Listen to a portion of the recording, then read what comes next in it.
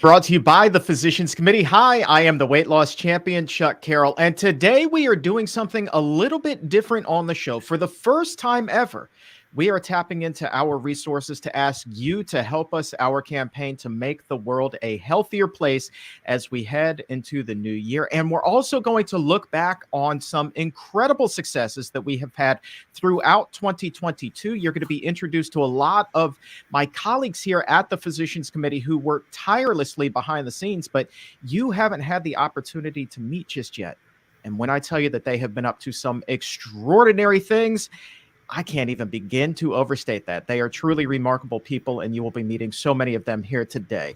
But let's go ahead and begin today by welcoming our good friend, Dr. Neal Barnard, to the Exam Room Live. He's going to be here with us looking back on this past year and looking forward to what it is that we have coming up in 2023 as well. But I also want to introduce today, for the very first time, making his debut here on the Exam Room Live, our Director of Philanthropy for the East Region here at the Physicians Committee, Noah Gittell. Gentlemen, thank you both so very much for being here. It's truly an honor to be spending some time with you as we close out 2022.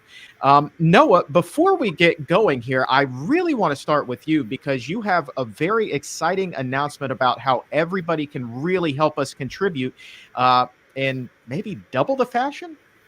That's exactly right, Chuck. And as you know, individual giving from individual donors is really the lifeblood of the Physicians Committee for Responsible Medicine. We're not one for big corporate donations. McDonald's and Coca-Cola are not banging down our door offering us contributions. So we rely almost entirely on the generosity of our compassionate members. So all of our work, from educating physicians on the power of a plant-based diet, conducting our own clinical research, working to get healthier food at hospitals, schools, and universities, even our work to end the use of animals in research, education, and testing, none of it would be possible without the generosity of our individual members. And this year, we have a very special opportunity from one of those members to all of you. A very generous member. He's given us the opportunity to take our work even further than it's gone in the past. He is offering to match all gifts up to $150,000 before the end of the year. That means whatever you can give now will be worth double. If you can give $25, it's going to become $50. If you can give $250, it'll become $500. Even if you can give $2,500, it'll become $5,000. And I'll be honest with you, we need you to be as generous as possible, to dig as deep as you can, because we're always up against some very powerful forces, despite all of the progress that we have made. And a number of people have already joined in. You can join Amy Knorr from Pennsylvania, Tony Fleischman from New Jersey, Mary Crow from Massachusetts, Sarah Murray from Washington, D.C., who have already joined this incredible campaign, Elizabeth in Colorado, Donna and Robert in Virginia, Francis in Arizona. They're all supporting this campaign, and I implore you, if you can, to please join them. You can donate at pcrm.org/ER, exam room. We tried to make it as easy as possible. pcrm.org/ER at any point throughout this live exam room telethon. And I hope you'll be inspired by all of the good news that you hear today. I'll be in the chat box along with some of my colleagues trying to answer any of your questions you may have about giving. But please enjoy everything you hear today, and thank you in advance for all of your support. Thank you so much, Noah. Stand by. We're going to be coming back to you throughout the show to get an update on the generosity of the exam roomies. Really do implore everybody to support us as much as they possibly can. And if you don't feel comfortable giving your donation online, you can also pick up the phone and call us at 202-527-7304. That's 202-527-7304. Now, the question, Dr. Barnard, is why? Why do we need contributions? Why do we need support now more than ever? And if you go right to our homepage, it's really hard to miss a big picture featuring an animal in a cage and the words Neuralink. And for those, Dr. Barnard, who aren't familiar with Neuralink is a company that is being run by literally one of the world's richest men, Elon Musk. And we are locked in a heated court battle with him. What's going on right now? Yeah, ever since we got started we have been dealing with animal experiments, and we've been putting them out of business and bringing in alternatives. And we've been helping the government to understand that it needs to insist that researchers use non-animal methods. We were able to eliminate the use of animals in medical school education and so forth.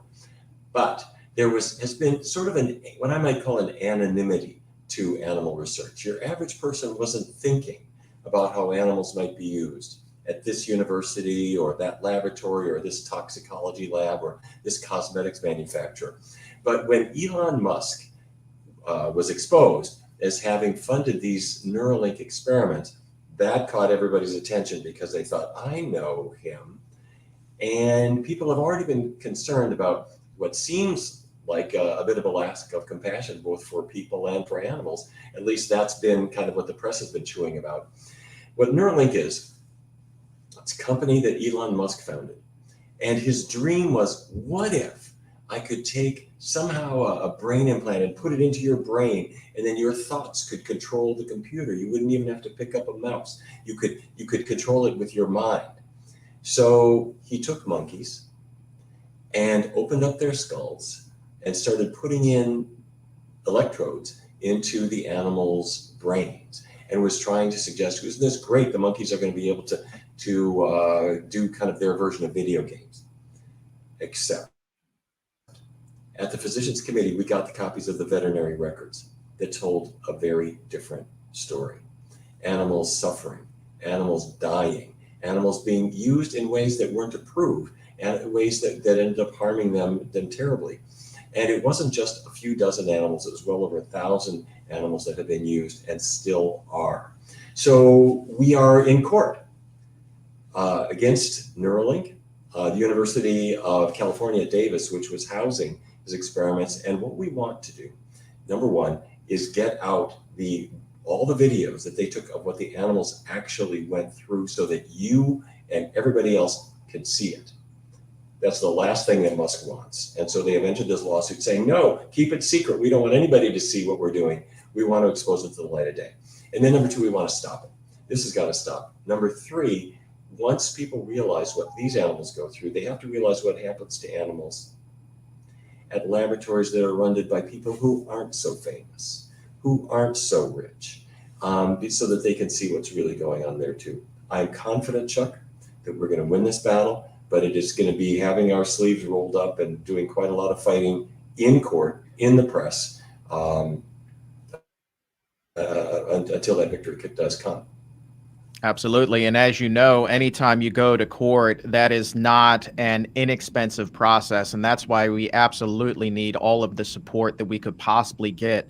And we're going to talk a little bit more about this in just a little while here on the show. But I also wanted to talk to you here with just a couple of minutes. The fact that what we do also is very much nutrition focused. You know, it's plant-based for the planet, for the animals, and of course, our own health. And we have had a really banner year in terms of the success and moving the needle toward a healthier future for us all in 2022. When you think back of everything that we've accomplished in the last 12 months, what are some of the things that really get you jazzed up? Well, we've done so many different things. First of all, to reach doctors. I guess everybody knows this. There was a time when doctors weren't really great advocates for healthy diets at all, particularly not vegan diets. That is changing. Our International Conference on Nutrition in Medicine was back this year in person. We had so many doctors there, all totally pumped up, bringing this message back home. Our nutrition guide for clinicians is something available to every single medical student. They use this to learn about how a diet could change things. Our continuing medical education offerings are more popular than ever. We had a couple of huge breakthroughs in our clinical research area. This is Dr. Hanna Kaliova and her team. We started the beginning of the year with a new study showing instead of using hormone replacement therapy, which has risks in dealing with menopausal symptoms, diet changes could be just as effective. We published 2 papers on that, and just as the calendar year is ticking to a close, we are doing the data analysis on a brand new study on type 1 diabetes. The point of this, Chuck, is that we're finding new and better applications for plant-based diets for people who may want to put them to work for their own health. And of course, the animals get the benefit too when you're not eating animals because you want your diabetes to get better or to lose weight or get your cholesterol down. The animals don't care why they're not on your plate anymore. A couple of things just really quickly, though. We've had some huge initiatives cleaning up hospital food. And yes, there are now hospitals throwing out the bacon, making sure that vegan meals are available. Our Universal Meals program, which is going to come up a little bit more later in the program, I'm hoping, is bringing plant-based meals to colleges and universities all around the country. And finally, maybe I should mention our One Healthy World program, which you, Chuck, have done a brilliant job in bringing this message to England, Scotland, Ireland, South Africa, Australia, New Zealand, so many areas where this was kind of a new message and still is, but we're reaching people in English and French, in Spanish, in Mandarin, and a special program for the Indian subcontinent. So lots coming. Absolutely. Stay tuned. One Healthy World coming 2023 is going to be a really incredible experience. You're going to be hearing more about that in the very near future. And Dr. Barnard, to the successes you were talking about on the nutrition front, I want to share right now a comment that we already have from an exam roomie by the name of Annette, who is joining us live for the very first time. And Annette says that I went vegan a few months ago because of high cholesterol, and in just 1 month, my cholesterol went from 608 down to 417. That's in just 1 month. That is incredible success. And she says, thank you guys for being such an inspiration. You hear something like that. We've seen the studies, but it never gets old hearing about it firsthand from somebody who is going through that transition and experiencing the success. You've been at this a long time. These stories still have to be as powerful as ever to you. They are powerful and they're inspiring to other people. But I got to say, you know what I like the best is when somebody's got the improvements, they should go back to their doctor. And in addition to getting whatever care their doctor wants to give, let the doctor know how the diet then worked for you. Because I know you hear this all day long, that the doctors are inspired, not just by us hearing about it or describing it theoretically or in our research studies, but by when people actually put it to work. And they get their cholesterols improving, they get their blood sugars improving, maybe they get rid of diabetes altogether. And that's been, as time has gone on, it's been a huge force for really changing how medicine is practiced. All right, Dr. Barnard, stick around. We'll be chatting with you again in just a little while. Thanks for being here, my friend. Greatly appreciate it. You betcha. I'll see you in a bit. If you have not yet had the opportunity to donate and help us make 2023 the healthiest year ever here at the Physicians Committee, really make the world a healthier place, this is your opportunity to do it. Visit pcrm.org/ER. You see that URL right now on your screen, pcrm.org/ER. And the first $150,000 that is raised will be matched. That means that your dollars go twice as far. $5 automatically becomes 10, 10 becomes 20, 50 becomes 100, 250 becomes 500. And if you give 1,000, that becomes 2,000. Please give what you can. We need all the support that we possibly can get. And again, to talk about why we need that support, I want to introduce you to our Associate General Counsel, somebody who is intimately involved in our legal battles right now with Elon Musk and Neuralink. Deborah Press now here on the Exam Room Live. Deborah, thank you so very much for being here. Thanks, Chuck. You heard Dr. Barnard and I just talking about what's happening with these experiments and the monkeys in the labs. Where do things stand right now with our lawsuit? Well, right now, so you heard Neal talk about the basis of the lawsuit. He talked about these photos that we're trying to uncover. And so UC Davis is the public institution. Neuralink partnered with UC Davis to perform its primate experiments. What they probably didn't consider when they partnered with UC Davis is that when you partner with a public institution, all the records of your work become public records. So probably something Elon Musk didn't fully think through when he made that arrangement. So we sought those records. We got about 600 from UC Davis a while ago. And after going through those, we were still not satisfied that we received everything. And there were still photos and videos that UC Davis was withholding. So that's 371 photographs are currently in dispute. They include monkey autopsy photos that UC Davis didn't want us to have. So some of the visuals they claim were removed from their facilities by Neuralink when Neuralink packed up and moved to their own private facilities in Texas and elsewhere in California. And UC Davis is claiming that those images are the property of Neuralink, that they're no longer public records. And other images UC Davis claims should be withheld because the public would misunderstand them. And you don't have to read between the lines too much to see that what they're actually saying is that the public would find the images very upsetting and the experiments abhorrent.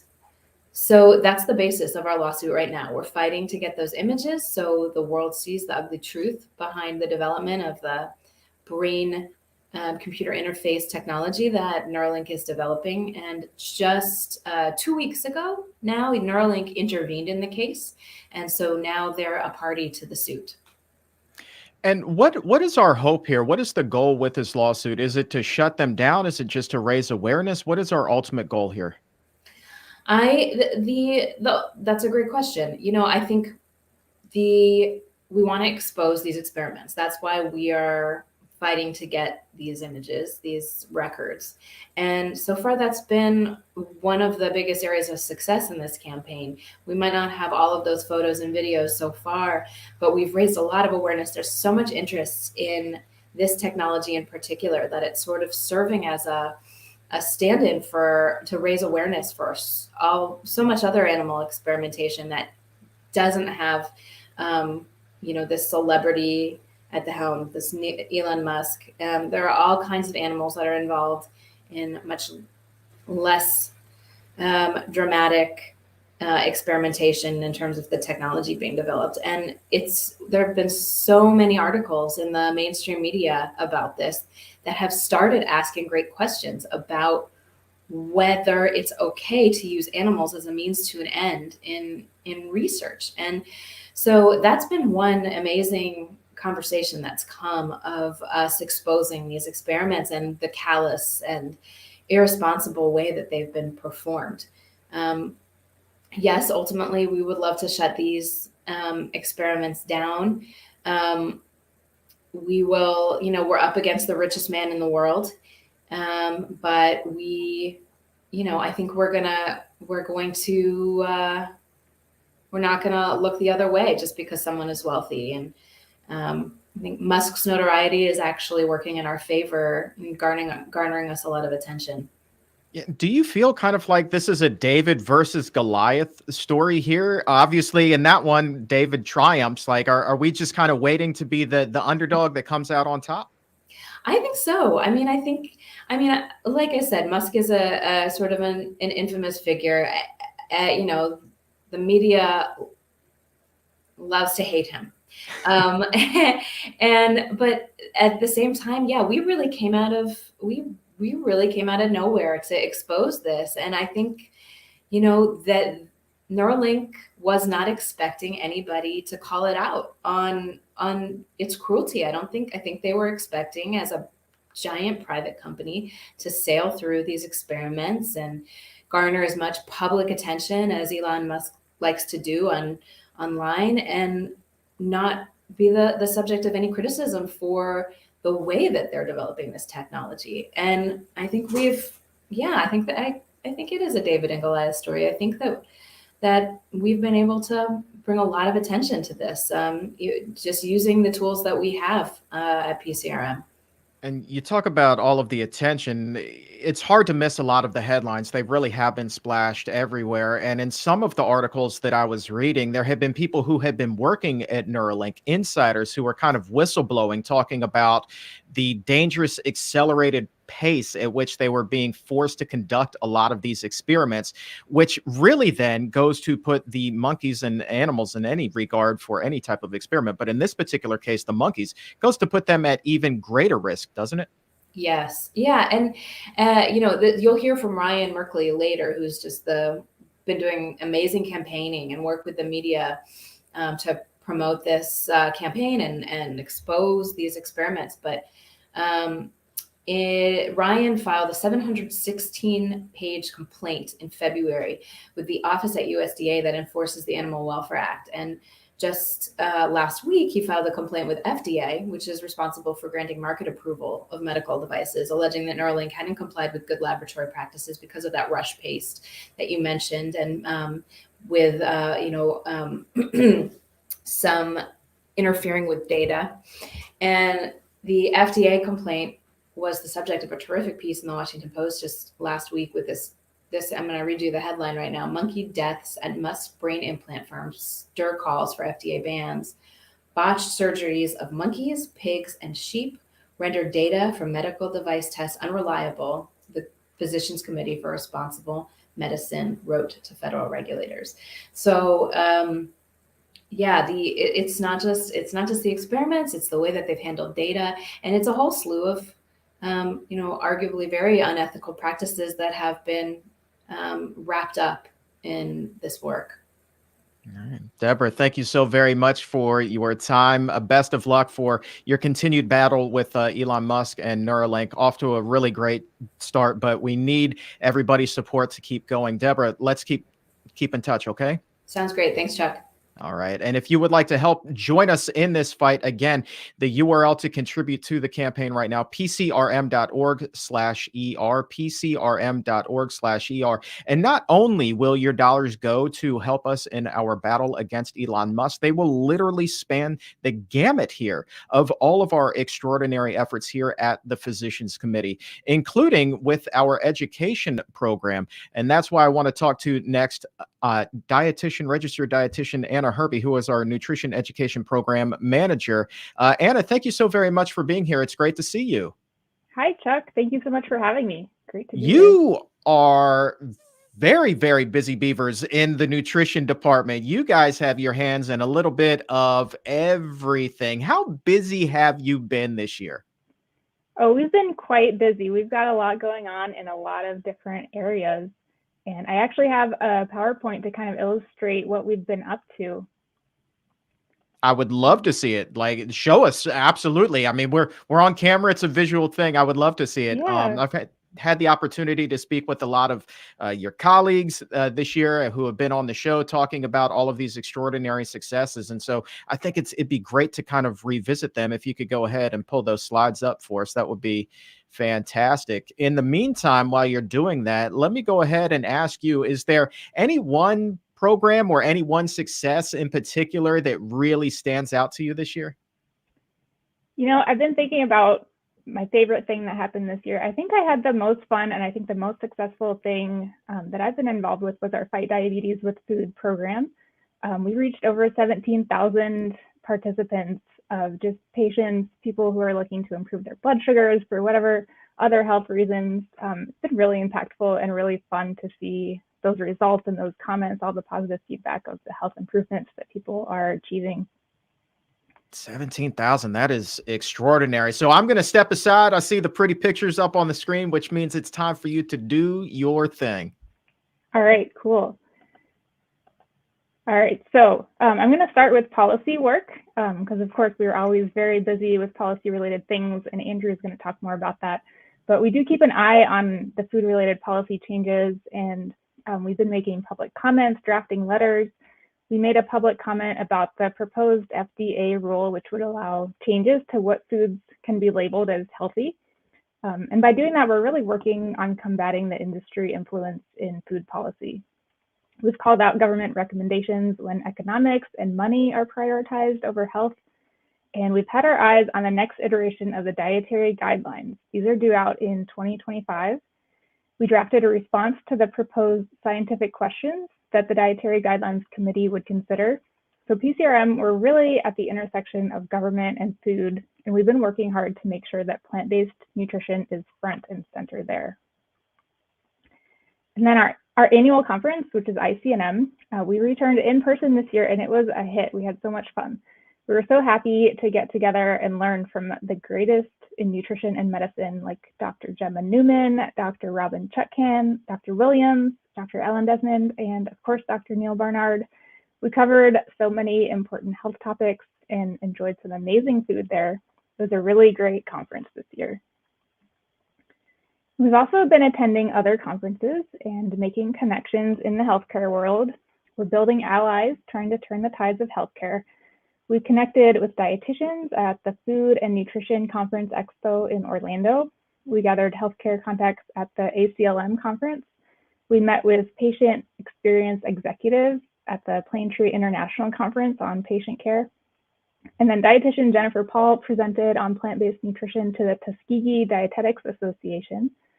And then at each event, we're handing out literature, we're offering presentations, we're working on things like improving patient menus at hospitals or educating physicians, nurses, dietitians, all on the importance of plant-based nutrition.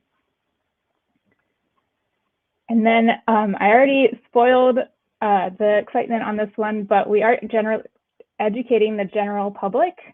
This is our Fight Diabetes with Food webinar series. And as I mentioned, we reached over 17,000 people, and we just finished our 6th series. So after we wrap up a series, we just start right over again. So anyone can join at any time, and you'll get a Zoom link. We meet on Tuesdays at 3 o'clock Eastern. So each week we've got doctors, dietitians, other patients who have experienced health benefits, talking about the ins and outs of diabetes and how powerful diet changes can be.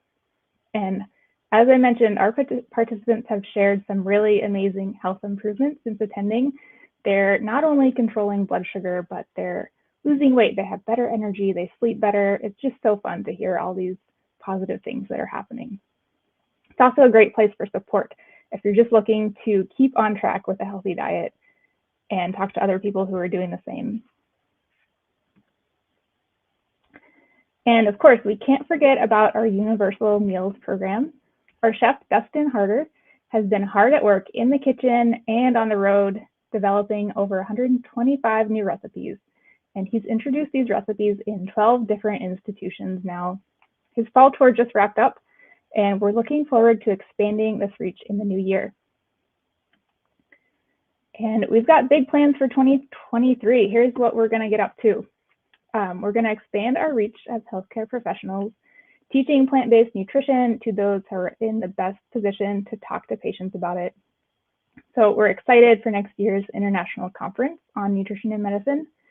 And we also want to make sure that practitioners know all about the tools we offer, like the Nutrition Guide for Clinicians, nutritioncme.org, which is where we offer low-cost and free continuing education, and our Kickstart meal planning app with tons of recipes. Our goal is to expand the reach of these resources so that more health professionals can use them. And we will continue to lay the groundwork for the 2025 dietary guidelines. We're going to build a coalition of support with other organizations, and we just want to make sure that the evidence-based recommendations are at the forefront of these guidelines. So, as always, I just want to say we couldn't do any of these things without our members, without donations. You all are there to rally in front of hospitals and universities when we call on you, give presentations around the world, signing petitions, letters of support, and funding all these important projects. We're going to continue to increase and expand the scope of our work, and none of this would be possible without these generous donations. So thank you so much. And thank you, Anna. This is really absolutely fantastic. It helps to bring everything and put it into perspective. And I see all of the different things that we're working on. And it brings me back to one of my favorite topics on the show. And as somebody who works as a registered dietitian, you know this very well. We are in an epidemic of chronic disease. And while the majority of us just accept it as fate, what the facts bore out and what we are working tirelessly to show is that it does not have to be fate, right? We have the opportunity here to prevent and even reverse so many millions of these cases, right? Absolutely. Yeah. People might think that you have a disease, say it's diabetes, there's not much you can do about it. Maybe that's what your doctor tells you, which is really too bad, because the truth is there's so much that you can do, and so much of it is on your plate. It has to do with what you're eating. It can make such a difference in your health conditions. Yeah, and I want to do a follow up here from Annette a little bit earlier. Annette was talking about how their cholesterol had already dropped by nearly 200 points. She posted an update. She said, "My doctor was shocked and told me I didn't have to take Lipitor as long as I continue to eat this way. I never took Lipitor even though they were panicked about my cholesterol." Well, I mean, I can't speak to that, but I'm certainly glad that you don't need it any longer about that. How much power really comes when I hear something like that? It really does make me want to ask this question time and time and time again. It's like how much power really is on our plates every time we sit down to eat. It's quite powerful, and it can go either way. If you're eating the wrong things, it can really set you in the wrong direction, maybe to have high cholesterol. But even just making those incremental changes can make such a big difference. Of course, the more you do, the more results you're going to see. So we encourage people, if you can, just go all in 100% plant-based, and that's how you're going to see the most amazing results. We have a lot of success stories, and you've had them here on the podcast as well, but they sound too good to be true. But people are really experiencing these benefits through following a plant-based diet.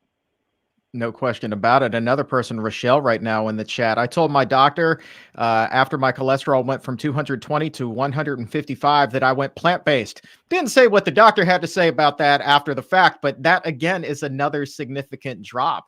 I want to tell you a story, Anna, while I have you here. It's one of the ones that I bring out from time to time on the show. And it was somebody who had also really struggled with high cholesterol until they began to eat a plant-based diet.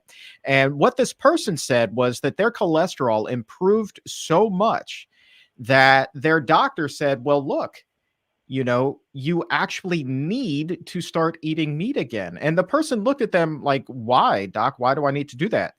And so the doctor said to the patient, so that you can continue to take this medication. And so to me, that's kind of a little bit backwards thinking. And it goes to show that we still have a lot of work to do, not just in helping the patients, but also to educate doctors and dietitians as well, that the solution doesn't always have to come in the form of a pill. The solution can come from what's on your plate. So when you hear something like that, what is your initial reaction? I've honestly never heard anything like that from a doctor. That's really crazy. But what comes to mind is our yearly conference, the International Conference on Nutrition and Medicine. We had a presentation by Dr. Jim Loomis, who talked all about deprescribing, so how to reduce these medications in patients when they are changing their diet, and their diet is basically their medicine. Doctors need to know not only how a plant-based diet, how all the fiber can help to lower cholesterol, but also how to manage medications, how to reduce those levels so that they don't become too powerful. And that's a big issue that happens when people change their diets dramatically, is those meds are too powerful.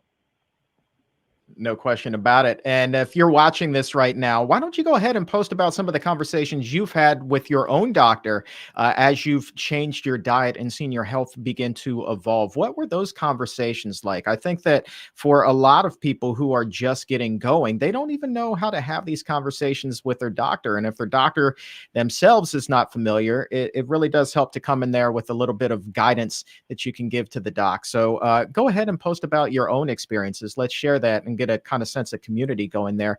Anna, really quickly before I let you go, I also want to go back and talk a little bit about our Let's Beat Breast Cancer campaign. Dr. Christy Funk has been an extraordinary leader with us on that every single year. This year, no exception. And every year, specific to breast cancer, she blows my mind with some incredible research and some statistics. And it goes back again to what it was we were just talking about in terms of fate and destiny, and how we really kind of need to rethink that. There's so much of an emphasis put on breast cancer in terms of that genetic component, but just like the other diseases we were talking about, cholesterol, diabetes, things like that, we really also have a lot of power to determine how great of a risk we are actually at in terms of breast cancer. And I think that getting that message out there goes to really the heart of the effectiveness of our Let's Beat Breast Cancer campaign. Yeah, there really is a lot you can do to reduce that risk. And the Let's Beat Breast Cancer campaign is doing a great job of getting the word out there, having people sign up for the whole month of October to do that challenge, the 4-pronged approach. We want to eat plant-based, limit alcohol, get active. All of those things can make such a huge difference. And I think that campaign is just really exciting. And having Dr. Christy Funk sharing the word the way that she does with all of her mind-blowing statistics and her enthusiasm, I think it's just really great. And we're reaching a lot of people through that campaign. Yeah, and were you at the White House when we had all of those drummers out there? We were literally like taking "Let's Beat Breast Cancer" and doing it so literally, banging the drums, beating the drums in front of the White House to raise awareness. That was a wild day. It looked so fun. I really wish I could have been there, but I did not make it. But I was definitely there in spirit, and I watched the videos. It was just so fun to see the marching bands kind of playing off each other and everyone dressed in pink supporting breast cancer awareness out in front of the White House. And those drummers were good too, man. You They were were feeling the good. beat that day. You were feeling the beat that day. Oh, Anna, thank you so much for your time. Congratulations on all of the success that you all have had in the nutrition department for 2022. I can't wait to see what a healthy new year you guys can help bring to us all. Thank you, Chuck. Thank you so much for having me.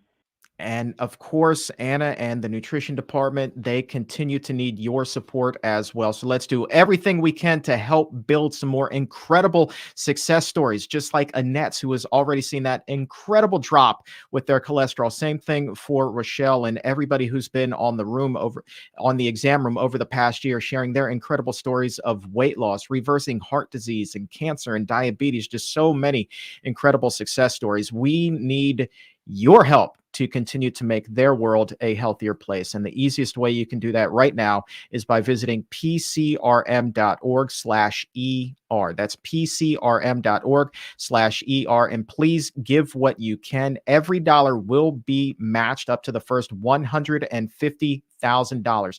I want to say a big thank you to Larry, who's watching in Oregon right now, has donated $1,000. Larry, thank you so much. Your $1,000, now $2,000. Thank you, my friend. Sally in North Carolina, generous, gave $100. That $100, now $200. Ann in Texas has also generously given, as has Lorraine in Nevada. Thank you both so very much for your support. And now we need yours as well. Please give what you can. pcrm.org/ER. Next up here on the show is a friend of mine. I absolutely love this guy. His passion, his enthusiasm is absolutely contagious. I can think of no more positive individual at the Physicians Committee than Dr. Zeeshan Ali. Zeeshan, my friend, it is so good to see you, my friend. Thanks for being here. Thank you, Chuck. Thank you. What a warm welcome you have given me. That's such a pleasure to be here in the show. Oh, look at the smile, man. How can I not say you're positive? Look at that smile. That is $1 million smile, my friend. Thank you, Chuck. Thank you so much. You have had a very, very, very busy year. Anna and I were just talking about the need to educate others, physicians, really kind of coach up the doctors. Talk to us about some of the work that you've been up to this year to really help get our message out there that there is a healthier way, and that way begins on the plate. Oh, yeah, Chuck. Our goal, one of our goals in the nutrition department is to educate medical students, is to prepare the next generation of physicians, is to change the future of patient care.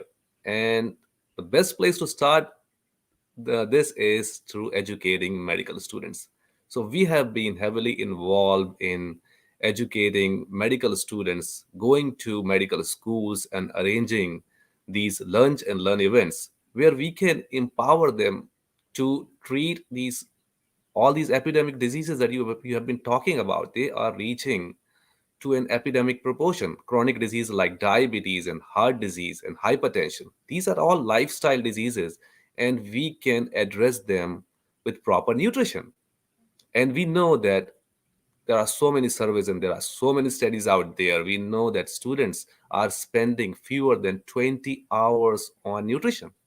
So their training is not enough. And we at the Physicians Committee are making that effort so that if students are not being trained enough, we can provide all the latest research on plant-based nutrition for chronic disease prevention to them by going to their schools, organizing these lunch and learn events, sending PCRM experts and physician members and also catering plant-based food for them so that they can also taste it, enjoy it, and then we expect them that they would also be recommending it to their patients. So we provide them also resources for that they can read about the latest research on plant-based nutrition. And I have a whole PowerPoint with me, Chuck. Let me know when you Oh want. yeah, by all means, fire it up, my friend. The stage is yours. The Oh, stage is great. absolutely yours. You Thank you know, I so love much. these. Absolutely, absolutely. And I'll tell you, while you're firing that up, I think that really reaching this next generation of doctors, reaching the medical school students, is absolutely critical. And it makes me think of a conversation I had with my own doctor at one point after I had lost a significant amount of weight. And this doctor said, "Well, you know, Chuck, I think that you really are at the healthy weight, the weight where you should be, your goal weight, if that's what you want to call it." And he said to me, "You need to eat a hamburger." He basically prescribed a hamburger for Oh me. my God. And that was even before I was plant based, Zishan. But I knew in my heart of heart and in my gut that that was really the wrong path to take. I never ate that hamburger, but it does make me think, how many other patients has he prescribed this hamburger to who did, in fact, go ahead and eat that? And then did it really open up Pandora's box for unhealthy eating for them once again? I always wonder about that, but it really goes to underscore what you were talking about, is educating that next generation of doctors. So those types of conversations that I had with my doctor never happen again. That's so true, Chuck. That we want that conversation to happen between the doctor and the patient, and that can only happen if our doctors are trained and to talk about nutrition, and that's what we are doing. And as I told you, that one of our goals is to improve nutrition education in medical schools and prepare the next generation of physicians. And thanks to our members and donors, we have been able to go to medical schools and educate students about the role of nutrition in chronic disease prevention through our lunch and learn events. So our lunch and learn events is that we go to these schools, we arrange everything, we give a evidence-based presentation, and then we cater plant-based food for the students, so they can eat and then they can also learn. And in 2022, Chuck, as you said, that this was a very busy year for us.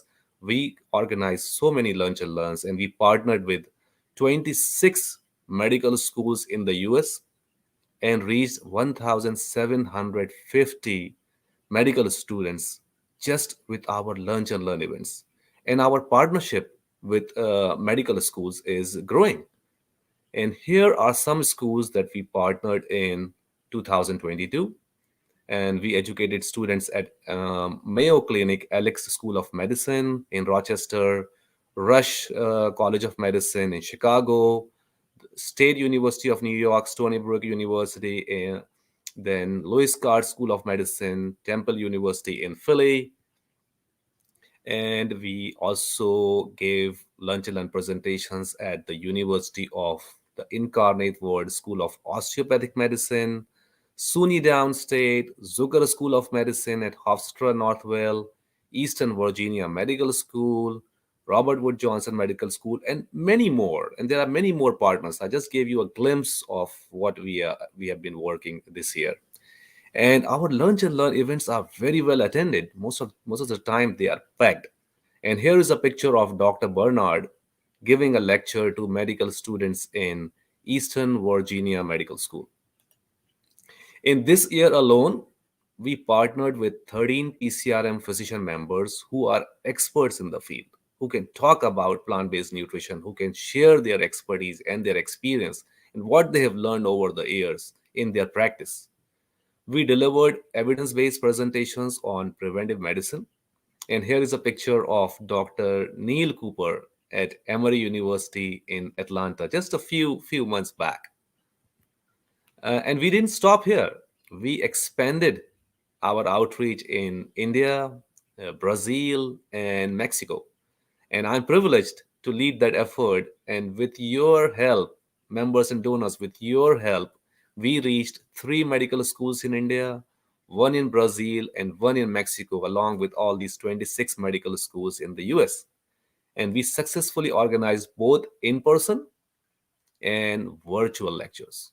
And here you can see in this slide is a picture of me giving a virtual talk at DY Patil Medical School in Mumbai. And along with the lectures, we provide reading materials and cater plant-based food. And this is a picture again from Eastern Virginia Medical School, where the student is providing food to the attendees.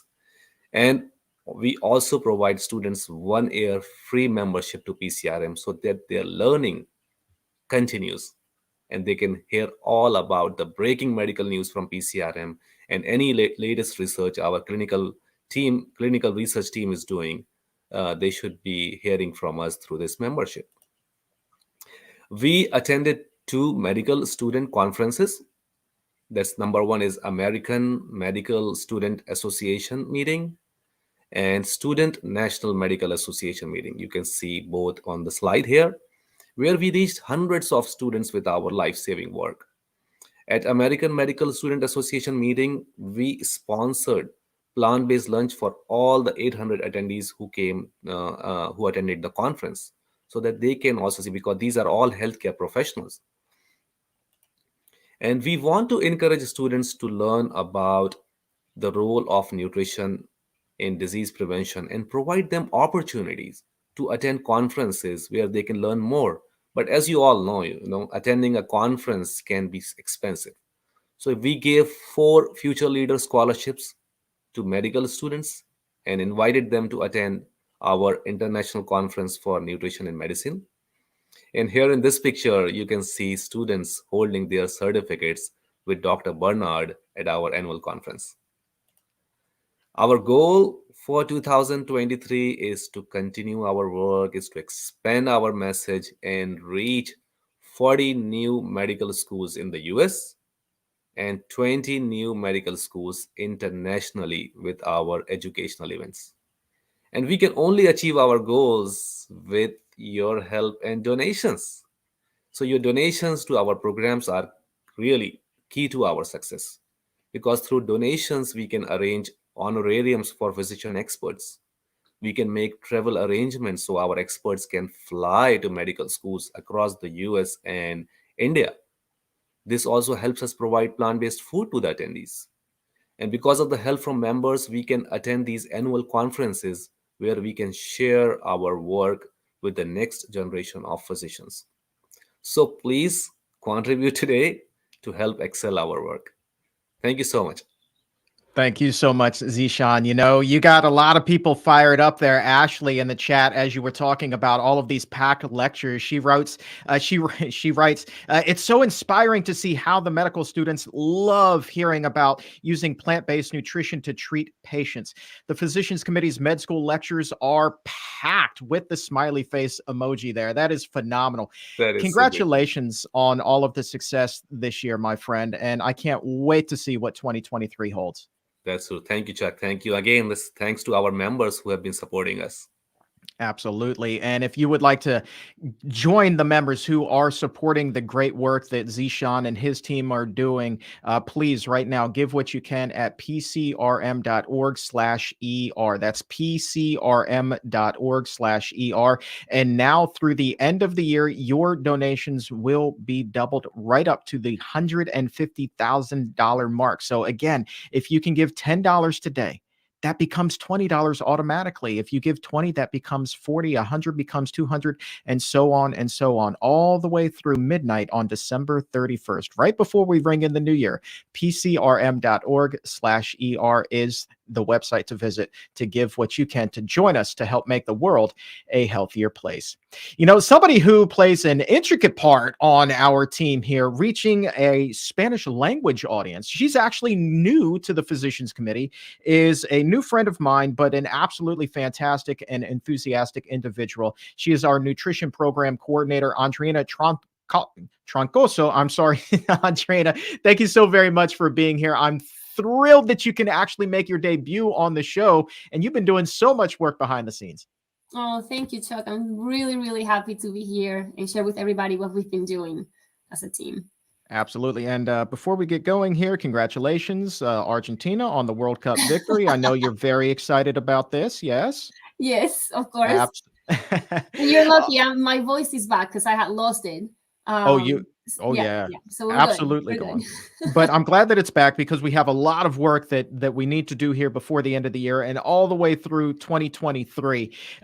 We are really trying so very hard to reach the Spanish speaking audience. And I know one of the things that shocked me that I didn't really realize until I started working at the Physicians Committee is when it comes to racial disparities in health, just at how much of a disadvantage so many people who come from Spanish speaking communities are facing here in the States and abroad. Talk to us about some of the work that you've been doing to really help combat that and bring a healthier message to those communities. Sure. Well, Chuck, first of all, very, very excited to be here because I know that the Spanish community needs, this message. And I see this with my own family and friends and, circle. So, the fact that we're able to take all the messages and all the programs that we're doing in English and be able to transfer that to Spanish and be able to reach so many people in the Spanish community is just very exciting. And so I am very thrilled to be able to tell you a little bit more about what those programs are and how everybody can get involved. And I bet you anybody on this call, at least, they know at least one person who speaks Spanish or is, from a Spanish speaking country or community. So, if we spread the word and say, hey, PCRM is doing great work with Spanish resources, I think that we would do great, spreading the word and making sure that everybody knows that this is something that we're doing and that we will continue to do moving forward. So we're very excited about that. Absolutely. And, we hear about that work. And then I think about Mark Ramirez, who we've had here on the show a lot. And I know he's intricately involved as well. And Mark is a guy whom, if you're not familiar with, I always like to say the proof is in the pudding. Well, this is a guy whose family has been, and I mean, you can back me up. I think that the best way to describe it is his family has been decimated by chronic diseases. You're talking about loss of life and literally loss of limb as well, loss of vision. So many people just are crippled by diabetes, including Mark's own twin brother. Yeah. But It's Mark, an incredible story for sure. Absolutely. Right. But then here's Mark, who switches over to a plant-based diet and is able to reverse his own diabetes and be that inspiration for his family and so many millions of others. When you hear a story like that somebody's able to do that, how far do you think that message carries with somebody who thinks that their health fate is sealed and they are doomed no matter what? Oh, Chuck, I mean, that's such a great question because, again, like we keep hearing over and over again from so many people is that they think that that's their fate, right? That is in their family and therefore they're going to have it. But like Mark has taught us and you hear about him in one of our Spanish speaking programs is that, that's not your fate, right? That your genes are not necessarily what will dictate how you end up, right, in your life. And so it's just, I think the message goes, very far. And again, as long as we keep spreading the word and sharing with our family and friends, I think that's just a great contribution to making this world healthier. And with that, Chuck, I know we have a little bit of time, but I do want to make sure that I share the work that we've been doing with the Spanish language. And so let me share my screen here really quick. Yeah. I'm really excited about this. And since you've really come on board, the efforts have just been ratcheted up. It just seems like tenfold. I'm so tickled pink at your dedication here. And I think that's something that a lot of people don't necessarily realize. The exam roomies, they're so passionate, and God bless for coming back week after week and watching the show and giving us 15 million views this year and 10 million downloads. And it's just really heartwarming, but there's so much that goes into it behind the scenes to make everything happen. And you are certainly a key piece to that equation. So thank you so very much. Now, as you were saying, what's coming up on the horizon? Let me share here. Hold on, Chuck. I thought I saw it there for a second. Yep, you It did. was there and then it was gone. I don't know. Technical difficulties. These things happen with live broadcasts, but don't worry about that too terribly much. As she's looking to pull that back up, I will say that if you would like to support our efforts so that really anybody across the US, anybody in the world who is touched by our work can have that same kind of success. We need more success stories like Mark Ramirez. We need more success stories like Annette, who was in the chat talking about lowering their cholesterol, and Rochelle as well. We need so many more success stories to go out there so that we can truly prove to the world that really, genes don't have to be your destiny, as Andrina was talking about. There it is right there. I see that. You don't see my notes, do you? I do see your notes. I Okay, we absolutely don't see your want notes. that. I know Okay. that we don't want that, but that's okay. That's You know, okay. I tell you what we'll do. Let me go ahead and while this gets sorted out, I want to bring on another guest, if you will indulge me, and that is Dr. Hana Kaliova. She is our Director of Clinical Research. And Dr. Kaliova is also a favorite guest of mine because whenever Dr. Kaliova comes on to the show, school is in session. I say it privately, I say it publicly, that she is literally one of the smartest people I have ever met in my entire life. And it is a privilege to be able to call her a colleague because the research that she and her team continue to put out is quite literally changing the world, changing somebody's life, and even saving somebody's life, because the proof is in the facts. And that's exactly what she is bringing to the medical journals. With that, we do welcome our Director of Clinical Research, Dr. Hana Kaliova. There she is. Hello, Hana. How are you? Thanks so much for having me, Chuck. I'm doing great. Thanks Happy so much for having holidays. me on the show. Yeah, The same just to like you. everybody else, you have had a really busy year putting out all kinds of research. How are you doing? How's your momentum? I'm really excited about what we've achieved this year. I'm also excited about our plans for next year.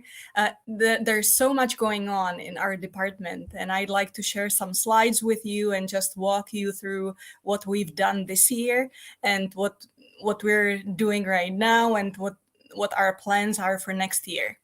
The stage is yours. Yeah, thank you so much.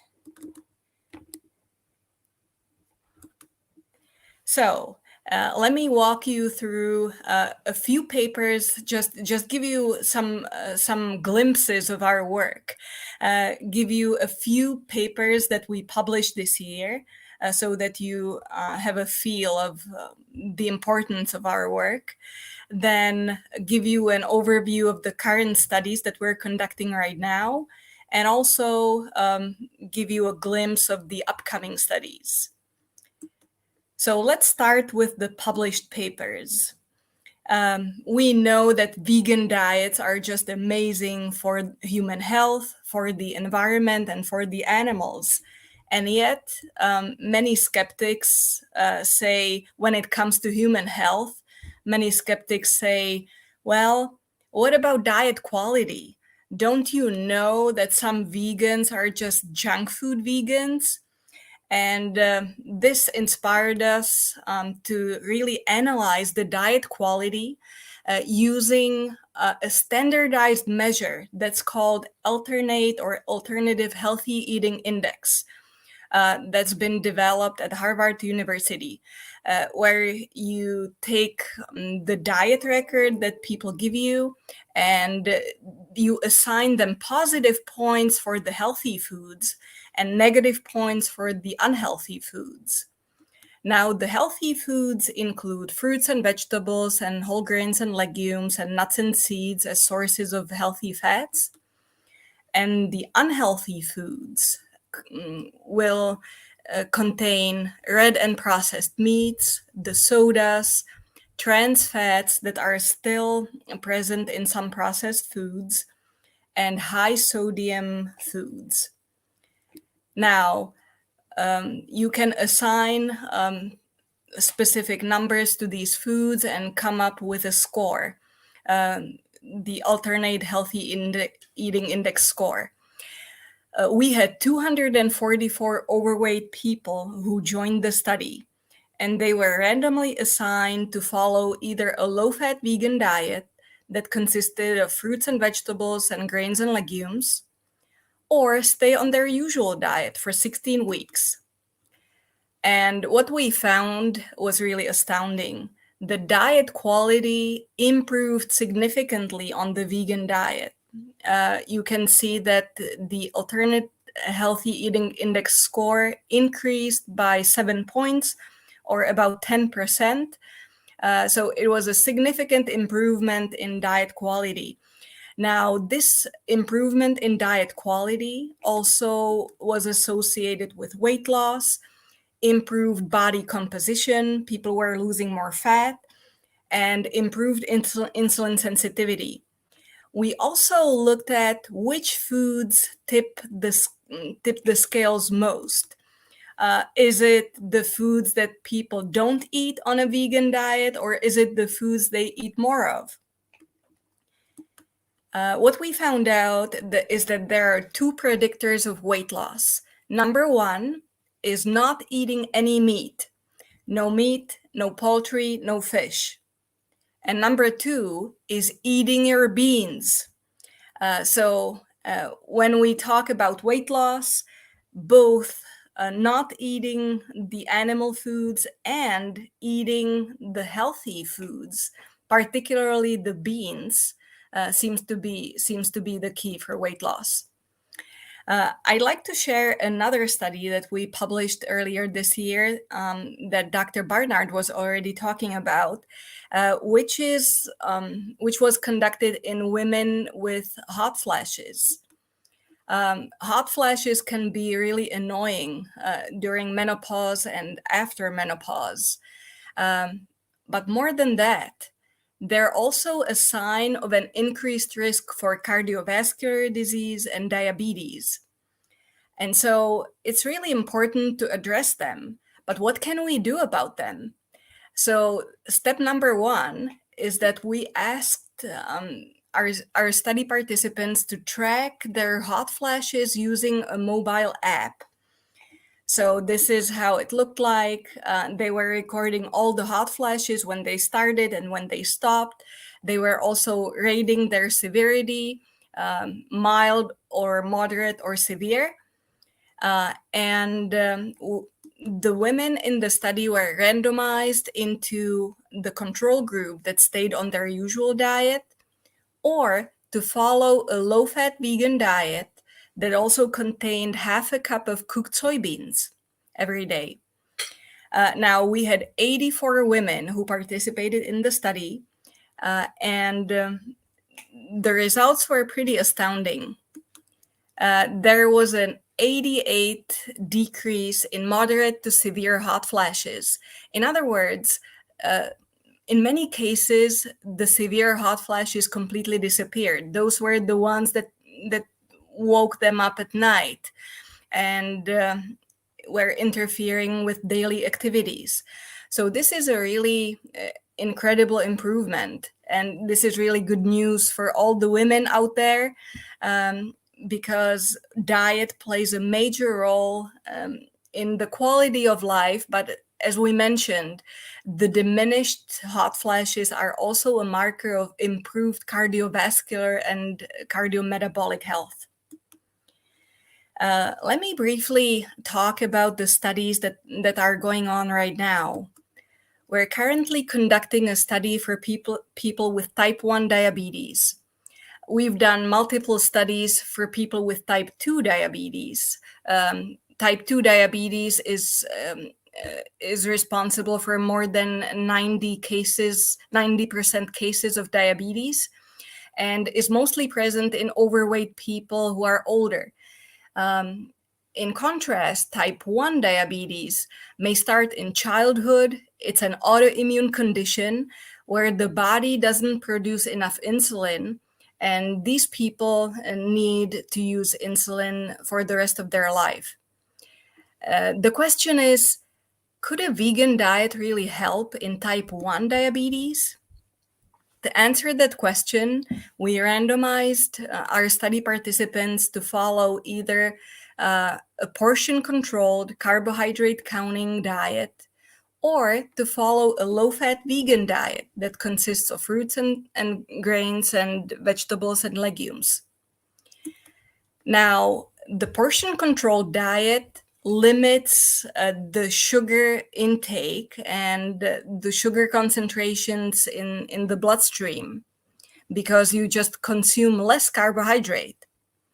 On the other hand, the low-fat vegan diet is just loaded with carbohydrate. You eat so many carbohydrates, and yet your body is becoming more insulin sensitive because the insulin action is improved, and glucose can enter the cells, and that's how the blood sugar will drop. We're using continual glucose monitoring system for these participants called Dexcom G6. It's a sensor that everyone can insert themselves on your belly or on your arm. Maybe you've seen some people in a gym or in the street. People just walk with these devices. You can try it out as a healthy person also. It's easy and it's fun to look at your blood sugar. And so all the participants are just wearing the sensors, and we can monitor their blood sugar. The study, we just finished another cohort of the study, and we're looking at the data, and I'm really looking forward to reporting more next time. Another study that we're recruiting for right now is a study for women with endometriosis. Endometriosis is a painful condition which oftentimes requires repeated surgeries, and there's no causal treatment. So could a diet really help reduce pain in these women? This is a topic of our current study, and that's going on right now. Now, what's the outlook for the upcoming studies? Number one is that we'd like to collaborate with Blue Cross Blue Shield and look at the healthcare spending.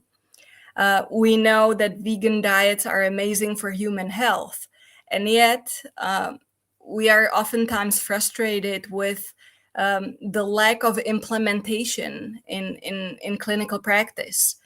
And this could be a groundbreaking study showing that a vegan diet can also reduce the healthcare costs and thereby promote such programs through insurance companies.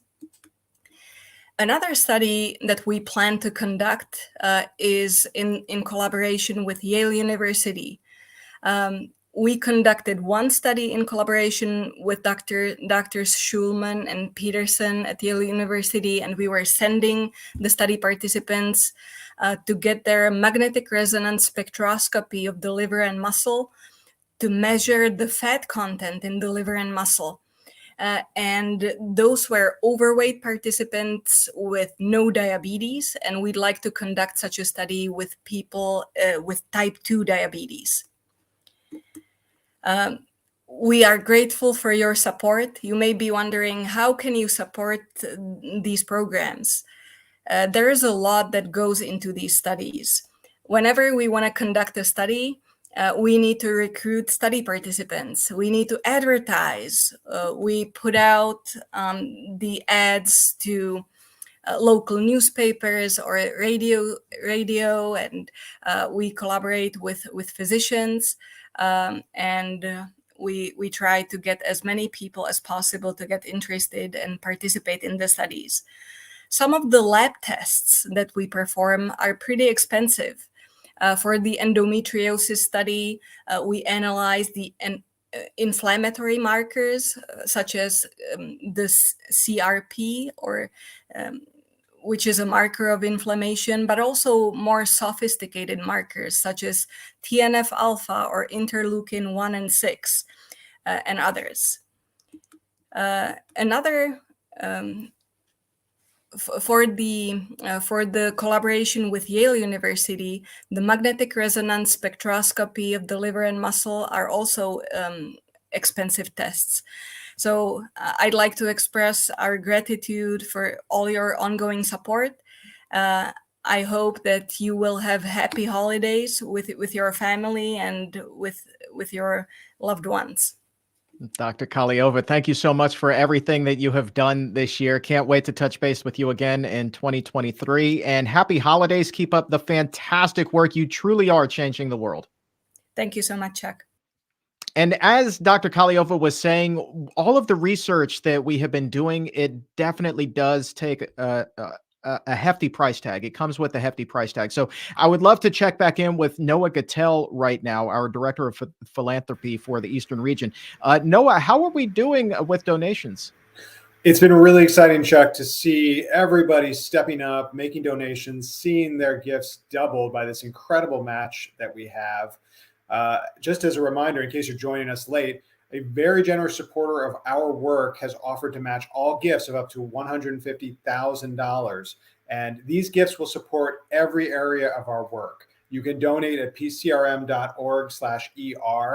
And your gifts will literally fund everything that you've heard about so far today. The hot flashes study, the type 1 diabetes and endometriosis studies, our effort to stop Elon Musk from committing these unscientific atrocities against monkeys you heard Dr. Barnard talk about. None of it happens without your support. And I'm thinking particularly about our work to train physicians and medical students on the power of a plant-based diet. You know, your donation to PCRM is an investment in getting better doctors for you, your children, your grandchildren, and everyone else. Doctors who won't tell you to eat a hamburger or work to get your cholesterol up so they can justify keeping you on Lipitor. I saw Pablo in the chat there told us about how he educated his doctor on the power of a plant-based diet. Well, that is incredible. We don't have a billion Pablos out there yet, unfortunately. So PCRM needs to keep doing this work to make sure that everybody gets the health care that they deserve. And I want to thank Jane Matlin, Janet and Paul Mocker, Pauline Doucette, Jennifer Randall, Stephen and Judy Jarucha, who have all supported our matching gift campaign. And I encourage you to do so as well. Please consider joining this movement, doubling your impact by supporting the $150,000 matching gift campaign at pcrm.org/ER. Back to you, Chuck. Excited to have my next guest here with us on the Exam Room Live. She's the Vice President of Communication. She's here to tell us all about how it is that we're getting our healthy message out into the world. And I can't begin to tell you how many millions of people we have reached this year, but she can. With that, we do welcome the Vice President of Communications, Dania DePa, to the Exam Room Live. So glad that you're here. Thanks for making the time.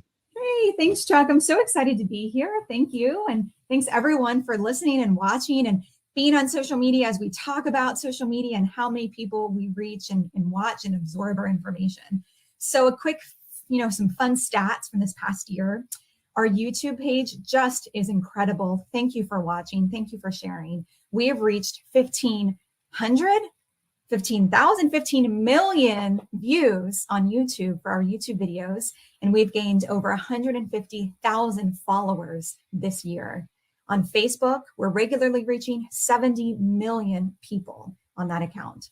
On our Instagram pages for Dr. Neal Barnard and the Physicians Committee, we're reaching 5 million and each have over 300,000 followers absorbing our information every day, day in and day out. Make sure you're following us on all those accounts and watching those stories because we've got a lot of fun stuff there and a lot more planned for the new year. On Twitter, we're reaching 100 million people total this past year. We've also added some new social media pages. We have a new French Instagram account where in just the past 2 months, we've reached 70,000 individual accounts for those French language pages. Our Spanish pages continue to do just so well. We're reaching almost 4 million people this year. For our China pages on Weibo and WeChat, a post on average could reach about 2 million people. So just huge reach for our important life-saving information, helping people, saving animal lives. Your donations continue to help us reach people in all different audiences all across the world, and it is so exciting. And some of our most popular content that you all probably know about because it's what you love and what you like and what you share are these short informational videos like this one that we'll share. You've been changing your diet. You've gone to a totally plant-based vegan diet. Good for you. That's fantastic. But you know what? Your friends are asking you the same question, aren't they? They're asking, where do you get your protein? Or if you're new to this, you might be asking that yourself. Where am I going to get protein on a plant-based diet? Or maybe you've been Googling and you Googled plant-based protein sources, and that's what landed you here? Well, we've got some answers for you. The truth is, if you've just started a completely healthy plant-based diet, you might be at risk of developing a condition that I call protein anxiety. What that actually means is you're not protein deficient, but you're worried. You're worried about getting enough protein. You might not be sure what protein is, but you're afraid you're not going to get it. Well, let me put your mind at ease. Protein is widely available. It's in beans, it's in vegetables, it's in grains, and protein deficiency is really virtually unheard of if you're getting any normal combination of those healthy plant-based foods. All right, a few numbers. How much protein do you need? The government would say about 0.4 grams per pound of your body weight, or if you're going metric, 0.8 grams per kilogram. What that means is an average woman needs about 46 grams a day. A man, call it 56. But if you actually look at the numbers, most people get about twice that amount, and even those numbers are a little bit generous. Now, you might be thinking, well, a little protein's good, a lot has got to be better. No, I'm sorry to say it's not true. If you're really indulging in animal protein, what's coming along with it? Fat, cholesterol, the occasional salmonella? No, you don't need that extra protein. Your body can't use it, and neither can you. Okay, so where am I going to get protein from plants? Okay, more numbers. Let's say you're eating a typical 2,000 calorie diet, which is about normal for a typical person.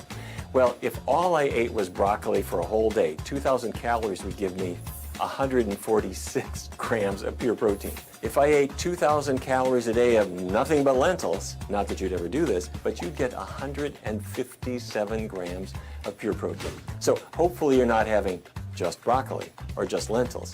If you're eating any variety of plant foods, you're getting protein-rich sources from all of them, including all of the essential amino acids that your body needs to make protein of its own. So as long as you're eating enough calories, you're getting enough protein, and that's also true for athletes. Athletes do need more protein, that's true, but what do they do to get more protein? They eat more food, and protein comes along with it. They're breathing more, they're getting more oxygen as they're running, they're eating more, they're getting more protein too. Now wait a minute, you might have heard somebody talk about essential amino acids, which I mentioned just briefly. Well, essential amino acids are building blocks that your body uses to make protein, but they are found in plants. Plants have all the essential amino acids that you need. And when you combine foods like rice and beans, you get all the best of all these different plant sources. So, protein anxiety, let it go. On a healthy plant-based diet, you're getting not just away from the bad things like fat and cholesterol, but you're getting into healthy foods, vitamins, minerals, and yes, plenty of protein to meet your needs. Have at it. Hey, I love those short videos. It's just a few minutes long, and it has so much information packed in there. So we have tons of those for you to, go share, absorb, listen to, and tell your friends about. We've also been sharing on Twitter and all of our accounts about the story of a monkey that was used for cruel Neuralink experiments. This is the Elon Musk company that you're hearing about. These just such cruel brain experiments. And those have been helping to reach so many people, helping them understand the type of work we do and why it's so important. So when you watch us, when you share our content, when you talk about us with your friends and family, and you support us in any way, it helps us further our message, our mission, and help more people. Thank you so much. Thank you for your donations to help us reach millions. Literally million. I'm blown away by the reach that we have right now with our audience in China, up to 2 million people every single time we post.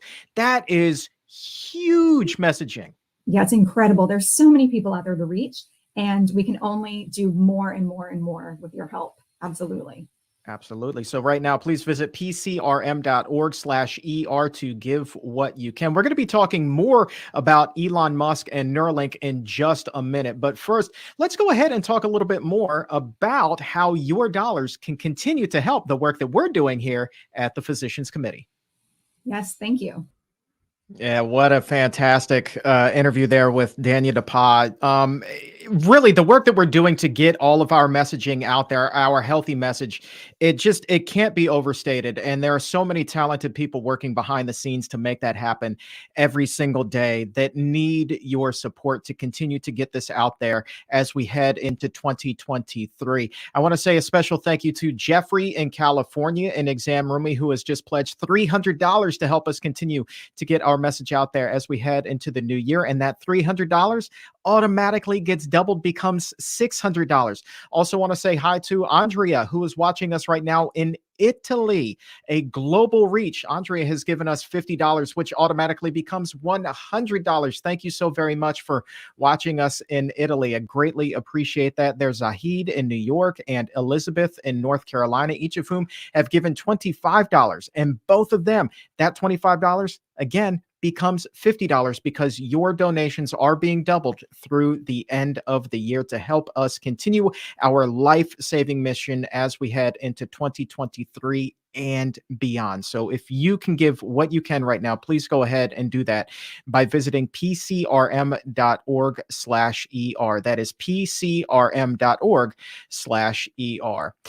Let's move on right now. And you just heard Dania talk a little bit about our incredible reach in China. And so to talk more about that and making her exam room debut is Mei Junlai, who is a really key component, just a key piece of our Chinese puzzle here as we really expand our reach into a global perspective. Mei Junlai, thank you so very much for being here, Doctor. It is so good to see you and welcome to the show.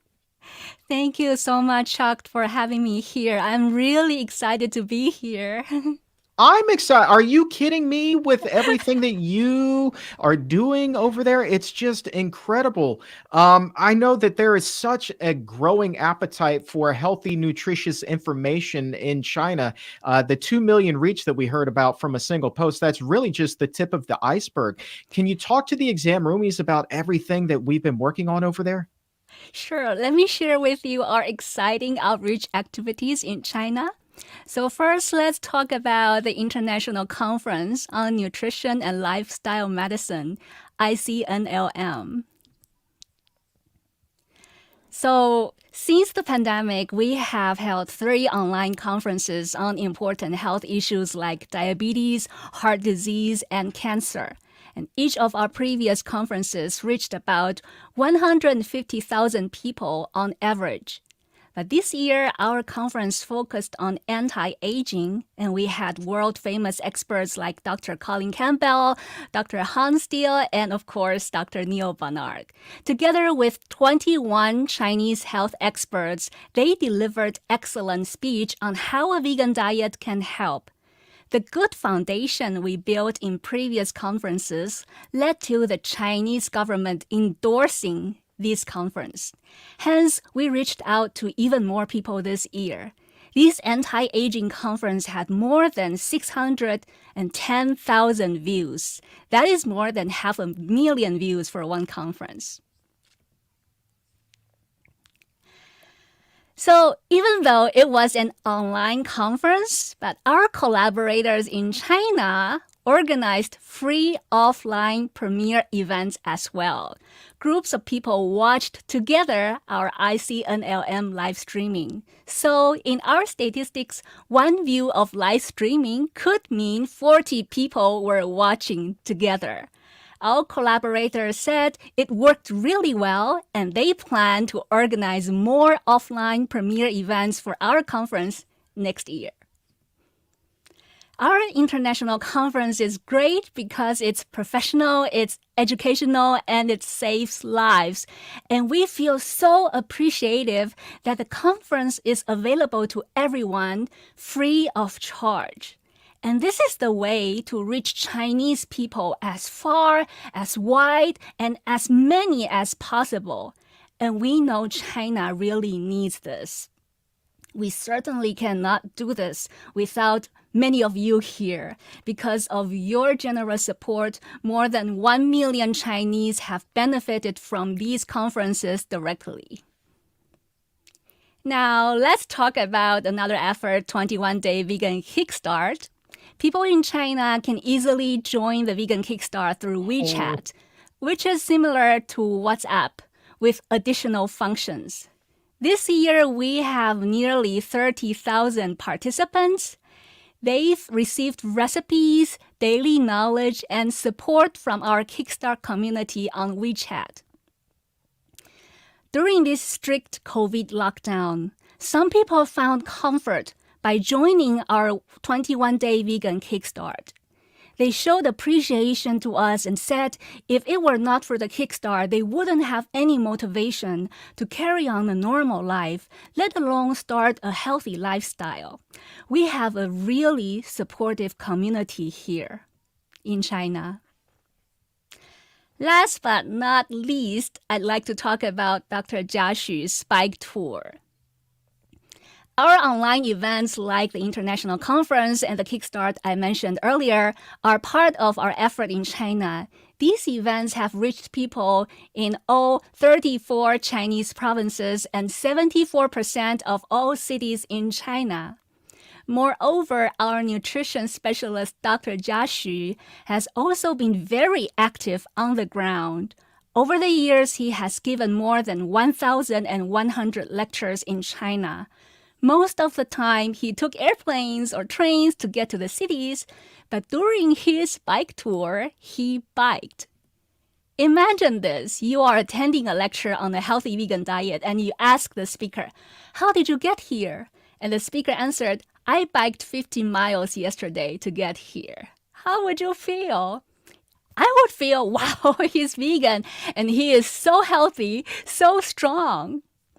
This year's route involved cycling for 3 weeks and an average altitude of 13,000 feet for 1,200 miles. The fellow riders included people who have turned their health around by taking charge of their diets. Dr. Xu's Spike Tour has been an excellent showcase of how a low-fat vegan diet is the diet to maintain our optimal health condition. In any case, we will not stop here. There's still much more to do, especially in the world's most populous country. We cannot make any progress without your support. We are so grateful for your kindness and your help and your donation. Thank you so much. You are amazing. Thank you so much for being here. I loved your presentation. You guys are doing such extraordinary things. Thank you so very much for being here today. Thank you, Chuck. Absolutely. She's coming back. I'll tell you that right now. That was mind-blowingly amazing. Oh my goodness. So if you would like to support that work, please head over to pcrm.org/ER to give what you can to contribute to really help change the lives literally around the world. And again, until the end of the year, your dollars will be doubled. Any donation you make will be matched up to $150,000. You know, at the beginning of the show, and as recently as the conversation with Daniel DePa momentarily ago, we were talking about Neuralink, and I would love to take a deeper dive on that right now with two gentlemen who are also very much involved in our fight against Neuralink and Elon Musk. Mark Kennedy is our Vice President of Legal Affairs, and Ryan Merkley is our Director of Research Advocacy. Gentlemen, thank you so very much for making the time and being here today. Hi, Chuck. Hi, everybody. Glad we could be here. We have talked about this truly being a David versus Goliath battle, with Musk being one of literally the richest gentlemen in the entire world. When you have resources such as that, how much more difficult does it make our job in trying to right this injustice? Well, I wouldn't necessarily call him a gentleman, but he's certainly one of the richest people in the world. And I think the resources he's put into Neuralink specifically, and obviously many of his other companies, play a role in keeping their employees quiet. They all sign non-disclosure or non-disparagement agreements. And I think that's kept a lot of them from coming forward until very recently. And then, of course, Mark can speak more to this, but Neuralink has recently intervened in the lawsuit that we have filed. And I don't know if you want to talk a little about that. Should we go for it, Chuck? Absolutely. Bring it All on, right. my friend. Right. Well, the premise of a public records lawsuit is that you're getting records from a government entity. And in this case, it was UC Davis where these experiments were being held. And the dispute is between the party requesting the records and the party holding the records. But in this case, Neuralink has intervened, and it had to do this with court permission, but it basically said, we as a company have some interest in the dispute in keeping these records secret in a way that the government body, UC Davis, would not be able to carry out. And so we need to be part of this lawsuit to help keep more of this secret than the University of California would. And so a few weeks ago, Neuralink moved to intervene in the case. It's called intervening. And the court allowed that. And so now we have a three-party case, the Physicians Committee on one side and the University of California, Davis, and Neuralink on the other. And in moving to enter the case, Neuralink said that part of its role in the case will be to support the University of California's efforts. So what we see here is two very big, very powerful institutions doing their best to hide the details of these experiments from the public. And let me just go back a second to also talk, as Mark just mentioned, about the sheer size of the University of California system, because they are notorious for making it difficult to get records related to the use of animals in their laboratories. And they have some of the biggest research facilities in the world. They house thousands of monkeys and hundreds of thousands of animals.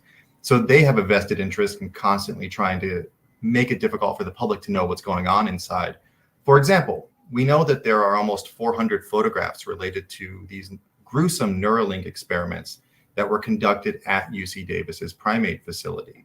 And yet this is one of the long-standing and continuous problem or sort of points of contention within the lawsuit. The release of these photographs are something we're continuing to fight for. But I also, Chuck, wanted to go back to just to the beginning.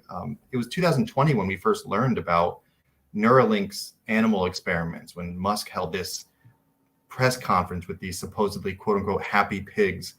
And around that time, we learned that they were partnering with UC Davis. So we filed a records request.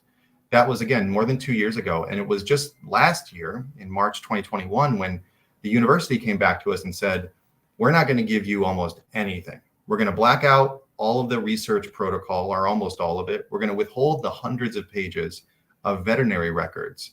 And it was that withholding of the documents for no reason whatsoever, no good reason, that forced us to file a lawsuit last year, which is still ongoing. And I'll say that after we filed that lawsuit, the university finally started to hand over those veterinary records and unredacted, unblacked out protocols. And it's unfortunate that an organization of our size, with our resources, thanks to our donors, is the only way that you can get access to this information. Because if somebody else had just come along and filed a records request, the university would have said no, and you wouldn't have had the resources to file a lawsuit. But once you push back on it, suddenly you're starting to get these documents. And boy, did we get documents. They were some of the most troubling veterinary records we've ever seen from an animal research facility. These are monkeys having their skulls cut open, devices implanted, these quote unquote metal pillboxes screwed to the top of the skull with bone screws.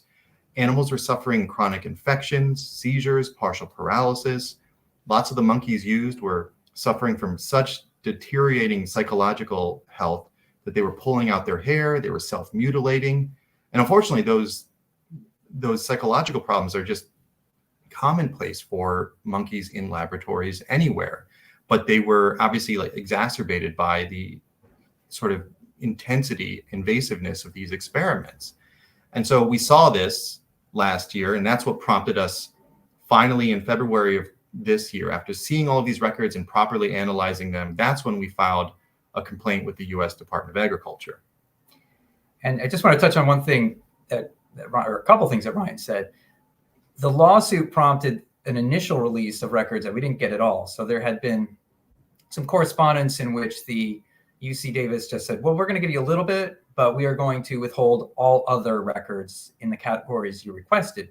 And it was only the filing of the lawsuit that led to some correspondence between our attorneys and the University of California's attorneys as we tried to see if is there a way to resolve this case. And we started to get these hundreds of pages that Ryan mentioned, and to see the sloppy experiments and just the mistreatment of these animals.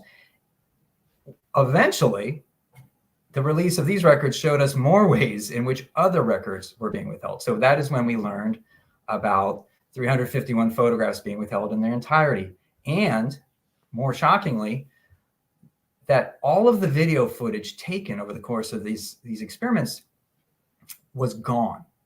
And so what the University of California, Davis did was it allowed Neuralink to install on its property, where all these experiments were taking place, recording equipment.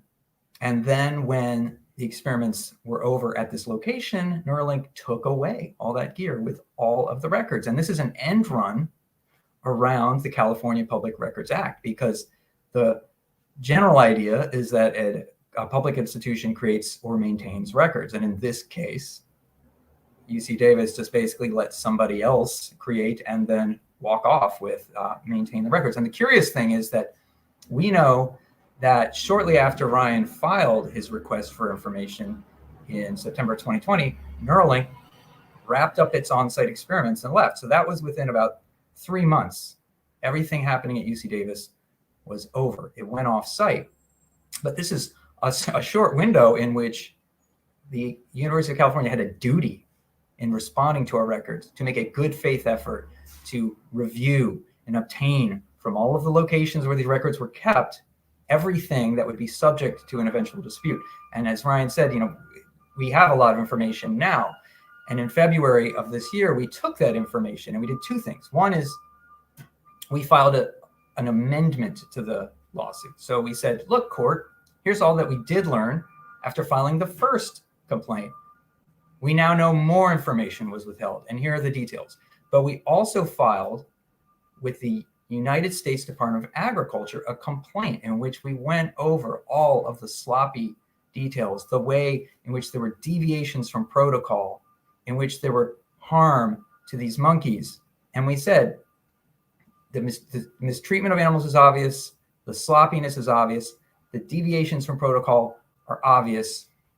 USDA, you are the agency that enforces the Animal Welfare Act, which is the only federal law that applies to animals in research and experiments. You have a duty to go investigate. And guess what? It did. Yeah, I mean, I would hope so. Guys, we don't have a whole lot of time remaining. I do have a couple of quick questions for you. Ryan, I want to start with you. Is there a more human relevant method that could be conducted here? Like, are these experiments completely needless? Is there a safer, more humane way to achieve what it is Neuralink here is going for? Let's remember why Elon Musk started Neuralink. And he has said this numerous times, including just a few weeks ago. His concern was the AI symbiosis problem, this problem that in decades to come or years to come, we're going to have to compete with computers that might take us over. AI might become too strong for us. We need to merge our brains with computers. That's why he started this company. He didn't start Neuralink to solve problems like lack of motor function, to help paraplegics walk again, to cure Alzheimer's. That's not why he started it. He started it for this other existential issue, and he continues to talk about that. In reality, if you want to help people with any of those and many more medical conditions, there are non-invasive brain-computer interfaces. Because remember, Neuralink is developing a brain-computer interface. There are other companies doing it, other researchers working on this, and many of them are developing non-invasive devices that don't require you cut a hole in the skull and implant something. Because imagine if you get a Neuralink device and a year later someone says, well, we've got to open your skull again to repair it or fix the battery, or it's overheating, which is a real problem with implanted devices. So all of these things could potentially happen. That's why we keep urging Neuralink and Musk to use all of these resources to develop non-invasive devices that can actually be worn over the skull, pick up brain waves, neuronal signals. And in fact, some of these devices are already being developed, and they're allowing people to operate robotic arms people who have lost motor function, to operate robotic wheelchairs. text to speak, to be able to communicate. They've been helping elderly people regain memory. These are devices that don't require animal experiments. They're human relevant, and they don't require that you deal with the potential harm of cutting open a patient and implanting a device. And Mark, my final question to you is, in a lot of the research or a lot of the articles that we've seen published now recently, you've started to hear about some whistleblowers coming out, sources who have talked to journalists about this accelerated pace that they're trying to go through with this research. If somebody steps out and violates that NDA, even though it is, you would say, on the right side of good, what kind of legal jeopardy could this person be facing?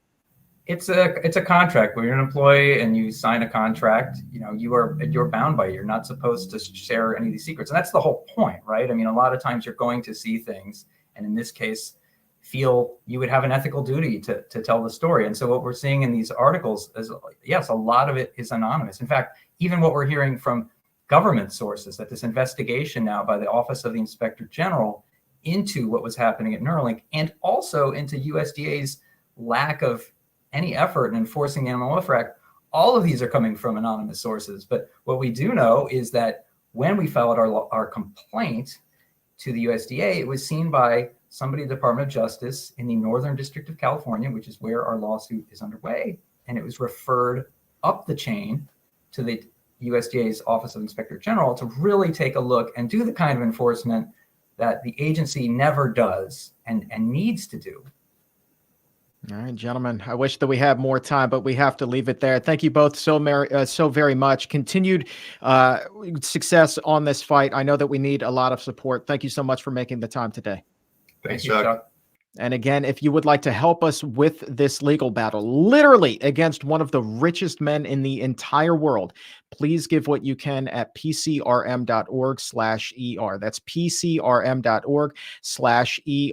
Through the end of the year, for the first $150,000 that is raised, your donations will automatically be doubled. pcrm.org/ER. And also on the bottom of the screen right now, you see the phone number to call if you would like to pledge your support over the phone, 202-527-7304. 202-527-7304.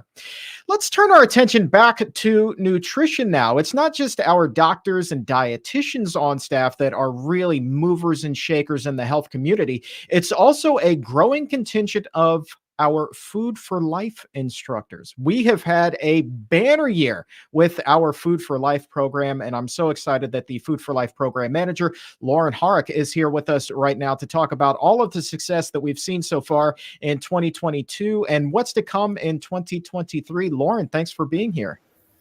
Hi, Chuck. Thank you so much for having me. I'm thrilled to tell everyone a little more about Food for Life. Can't wait to hear about it. I know that the class that just graduated, this latest class of instructors, was by far and away the biggest that we have ever had. It was, Chuck. It was our biggest training ever in our 21-year history of Food for Life. Pretty impressive. And that's actually one of my slides if you'd like me to bring them on and share some more about it. Absolutely. I would love that. Please bring it up for us. Okay, great. And yep, there it is right there. Look at that smiling face. So, in case you're unfamiliar, Food for Life is a community-based education program here at the Physicians Committee, and it's comprised of more than 300 instructors who teach plant-based nutrition and cooking classes in their communities.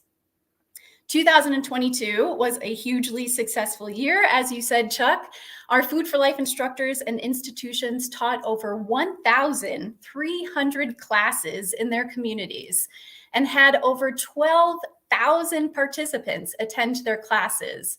And this was a 114% increase compared to our pre-pandemic reach.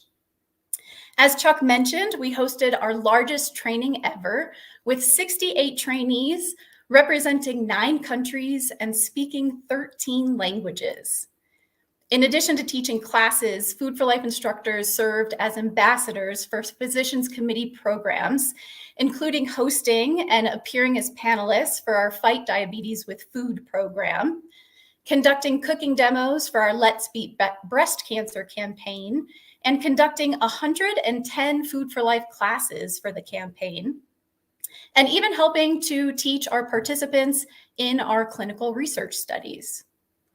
And then really exciting this year was our increase in outreach to communities disproportionately impacted by diet-related health disparities, including historically underserved communities and communities of color. Overall, our diversity outreach increased by more than double, and we credit much of this to our new African American culinary heritage curriculum and to our Food for Life scholarship. Our Food for Life scholarship consists of two components. There is a waiver of the training fee, which typically costs $999, and then also a seed money grant, which is a small grant to help instructors get their Food for Life business started. Anyone is eligible for the scholarship. However, we have limited funds, and we select recipients based on two criteria: the ability to demonstrate financial need and a commitment to reaching underserved populations. Your donation would make a huge impact on the Food for Life program. It could go to support a future scholarship recipient, like our good friend, Charles Smith, who received a 2021 scholarship. And then he went on this year to single-handedly reach 1,100 participants. Charles is teaching plant-based cooking nutrition classes in Jackson, Mississippi, which ranks first in deaths from heart disease, Alzheimer's, and kidney disease in the US. Or your donation could go to support a future scholarship recipient like Brenda Workman, who also received a 2021 scholarship. Brenda taught 25 classes this year in West Virginia, which ranks first in the nation for deaths from diabetes and has the second highest rate of obesity in the US. So we have some really big plans for 2023. We're currently working on creating 2 brand new and 1 expanded curriculum in Spanish, which will significantly increase our offerings to Spanish-speaking communities. We're also working to update and expand our curriculum to support individuals who receive SNAP benefits or have low incomes. And some other exciting new courses that you'll have to wait for their release next year that will continue to increase our support of people transitioning to plant-based eating. And we want to continue to touch the lives of people like John, pictured here, who described himself as a meat and potatoes guy, but he started to attend Food for Life classes after some major health challenges. Now, John is down over 60 pounds. It's been a year and a half, and he says it's been a total transformation of health, lifestyle, and weight. And we want to continue to touch the lives of children, such as the ones who attend Food for Life instructor Caroline Strickland's classes in Montgomery, Alabama, and one whose parents reported, quote, "I can't believe you got my child to eat vegetables and fruits and oatmeal." So it's only through your support that we'll be able to expand this life-saving program. And we thank you so much for your donation. Lauren, thank you so much for sharing that. John, I mean, did you just see that beard? Like that just shows me eating plant-based is for everybody. That guy is straight up like, I'm watching football on Sundays and I'm listening to ZZ Top on repeat. And here he is banging the drum for a plant-based diet. I love it so much. You talk about just reaching as broad of an audience as possible. That's absolutely fantastic. The work that you all are doing with Food for Life is second to none. Thank you so very much for being here. Thank you, Chuck. And if you would like to support that work, continue those scholarship efforts right now. Again, pcrm.org/ER is the website to go to make your contributions. Matter of fact, let's go ahead and get an update on where things stand and welcome Noah Gattel back to the exam room live. Noah, how are we doing? Well, Chuck, your listeners have stepped up in a major way and gotten us a lot closer to our goal of meeting this $150,000 match. I don't have a total for you because the gifts are coming in so fast and furious. So many donations coming in, some of them new donors. To you new donors, I say welcome to the PCRM family. And some of them are from longtime donors. To them, I would say thank you for your past support, your present support. And we pledge to continue our good work so that we will earn your support in the future as well. And Chuck, I just want to say to them also, as this program is nearing its end, you can still support our match with a gift before the end of the year at any point at pcrm.org/ER for Exam Room. You can donate through that URL, and we will make sure that your gift is doubled. I won't tell you anymore. You've heard 2 hours of reasons to support our life-saving work. So I just want to say thank you for listening. Thank you for supporting this work to change the world in 2023, because the truth is, it will not be possible without you.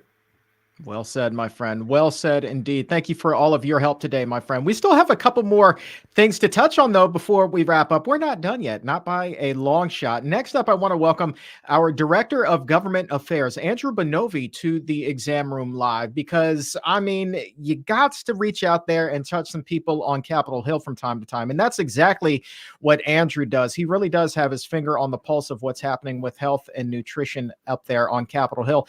Andrew, thanks so very much for being here. I guess my big question for you is this: we're coming off of major midterm elections here. Those happen in November. We're about to flip the calendar over to January. Based off of the results of those midterms, how much has our focus or our plans shifted as we head into this new year? Well, that's a good question. I actually have been getting that a lot, Chuck. So, Congress actually isn't done quite yet. So they've got a few more things they're going to wrap up this week, but the new Congress is going to convene on January 3rd. And like you said, how does this new makeup of this Congress, how is that going to affect the Physicians Committee's priorities? As most people know, we're going to have a House with a slim Republican majority, and we're going to have a Senate with a slim Democratic majority. And whenever you have a divided Congress, what is necessary to pass any legislation is consensus. You need to find the places where people on both sides of the aisle can agree to get things done. Congress is going to have a lot to consider next year.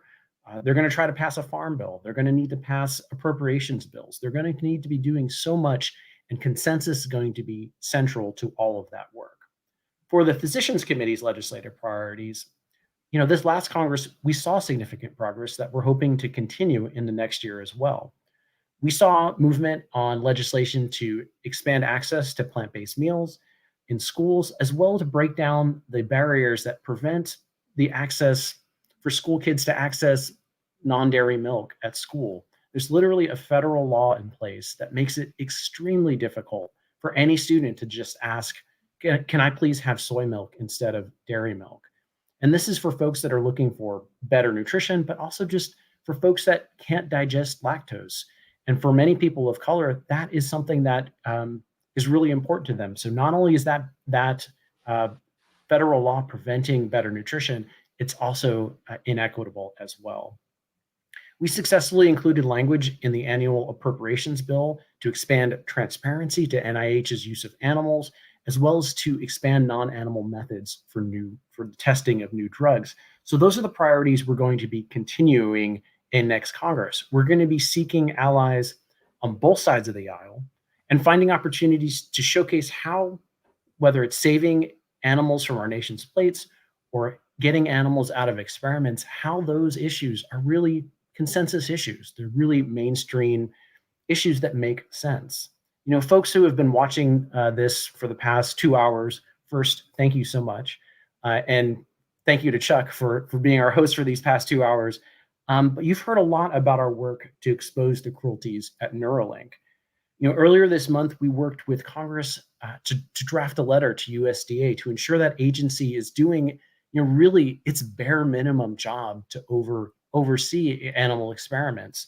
And we're looking forward to putting together legislation that makes sure that non-animal approaches in research are the default, not just considered by scientists and passed aside for these cruel animal experiments. We're going to be picking up right where we left off, both in Congress as well as state legislatures across the country. I know we have folks coming in from all corners of the US and the world, but note that not only are we active here in Washington, but we're also working in state legislatures as well. In New York State, there is legislation that we've been working on to expand plant-based meals access at schools, as well as to make sure that physicians are best prepared to talk about nutrition with their patients. We'll be working with those for those legislatures again to get those over the finish line, hopefully. And in particular, in Michigan, I'll note there was a change in the legislature there that really is going to open up an opportunity to end just terrible taxpayer-funded research in Michigan as well. So we're looking forward to doing that as well. I think what I'm really excited about in 2023 is meeting with new members of Congress, talking to them about our work, talking to them about our organization, and really the expertise that we can bring to Capitol Hill. There's going to be 74 new members of the House. There's going to be 7 new senators. So that's over 80 offices that we get an opportunity to meet. I can say one of the best parts of my job as introducing my colleagues, introducing the physicians that work here at PCRM, introducing the scientists, introducing the dietitians, introducing these people to Congress and saying, let us be a resource to you. And oh, by the way, here is what Congress can be doing to get animals off of people's plates and getting animals out of research labs. This is something that makes sense to most Americans. This is a consensus issue. This is a bipartisan issue. So let's get this done.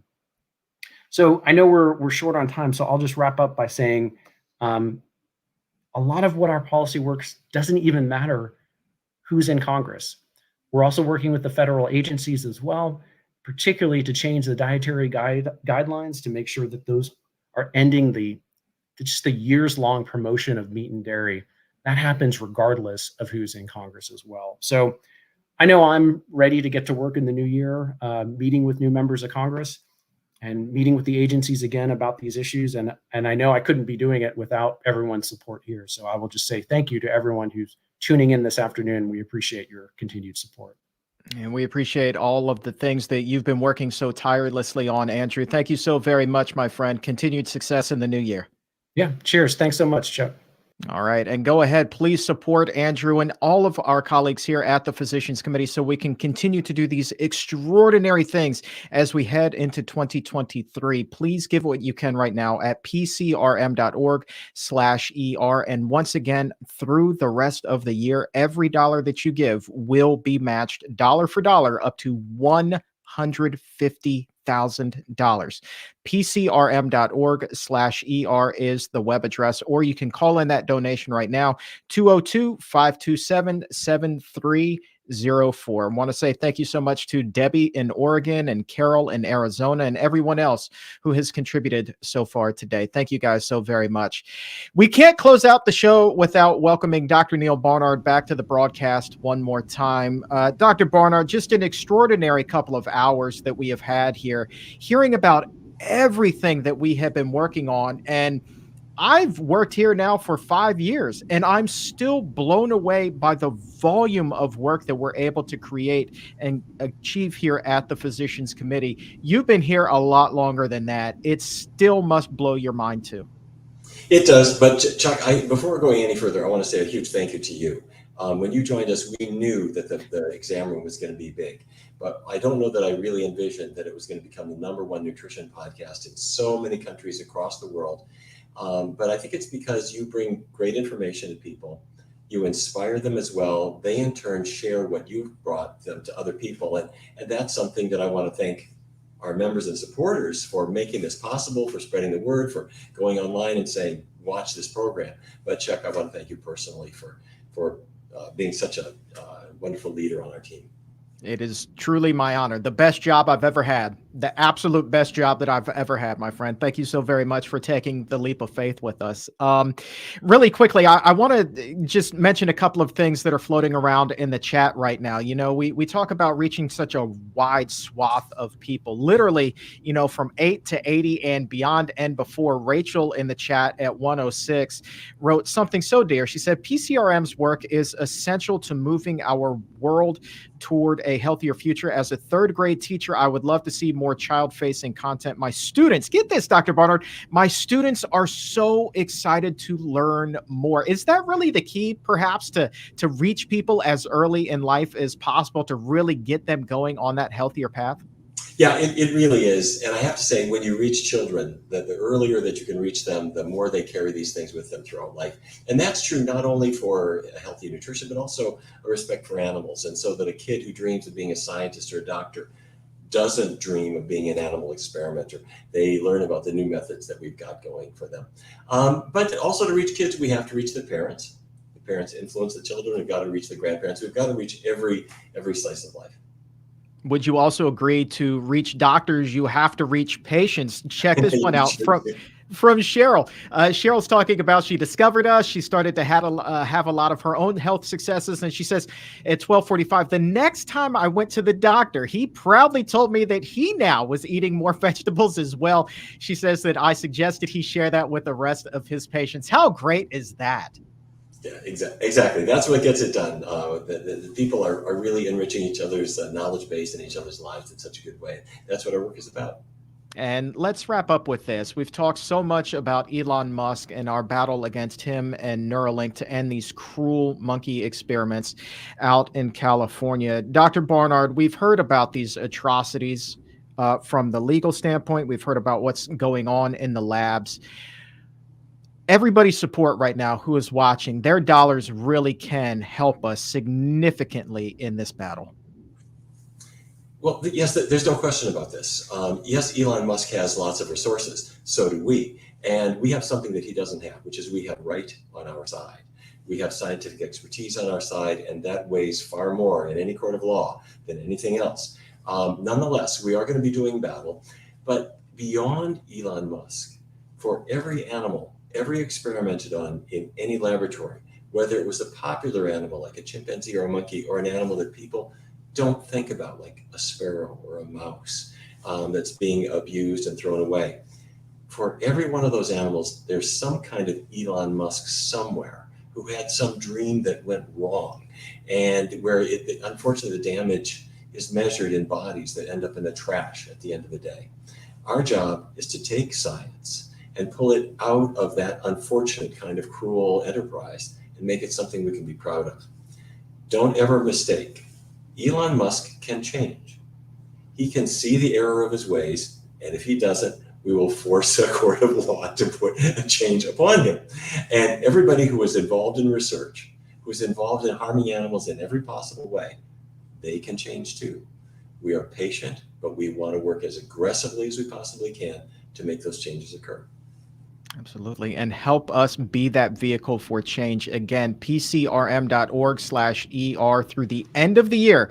Your donations will be doubled up to $150,000. So critical to help us continue to make the world a healthier place as we head into 2023. pcrm.org/ER or call 202-527-7304. Dr. Barnard, thank you so very much for being here with us today, my friend. This has been wonderful. Thank you, Chuck. Thanks to everybody for joining us today. And thanks especially for those who have supported us and are going to continue to be part of the team in the future. There's so much to be done, and I'm really looking forward to working with all of you. And I can't wait to see what the new year brings. And thank you all so very much for watching today, you exam roomies, for making the exam room just the special show that it is, that's reaching so many millions of people and helping people's health dreams come true and ending all of these cruel and unnecessary lab experiments. There's so much good that comes from this show and the work that is being done here at the Physicians Committee, and none of it could be done without your support. So once again, pcrm.org/ER to pledge your support today. Every dollar that you are able to give will automatically be doubled up to $150,000. For everybody here at the Physicians Committee, I want to say thank you so very much for watching today and for your continued generosity. And until we talk to you again, have a very healthy and happy new year, and keep it plant-based, my friends.